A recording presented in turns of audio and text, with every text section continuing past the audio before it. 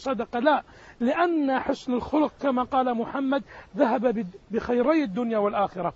ولا شك أن صفة الابتسامة من الصفات التي ينبغي أن تكون في بيوتنا.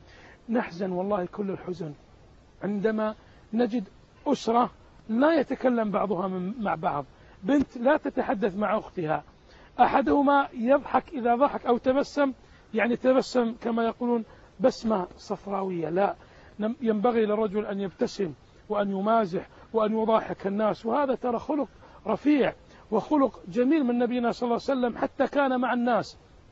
صحابي يقال له زاهر رضي الله تعالى عنه، كان نبينا صلى الله عليه وسلم يمازحه، كان يباسمه، حتى أنه ذات مرة ضمه من الخلف وكان يقول من يشتري هذا العبد، من يشتري هذا العبد، وهو يضحك ويبتسم، حتى أنه قال يا رسول الله تبيعني تجدني كاسدا يا رسول الله.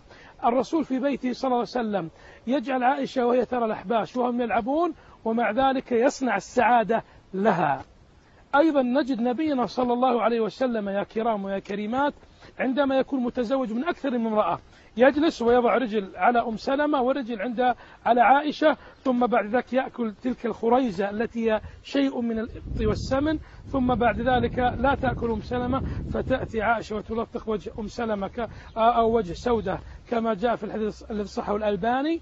ثم بعد ذلك ماذا يأخذ الرسول عائشة ويقول يا سودة خذي ثأرك منها.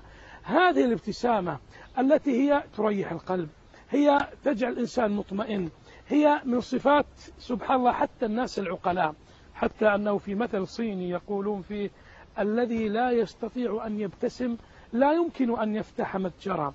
ولذلك هي من مفاتيح القلوب التي من خلالها تستطيع المرأة أن تصل إلى قلب زوجها، وأيضا من خلال ذلك يستطيع الرجل أن يصل إلى قلب زوجه.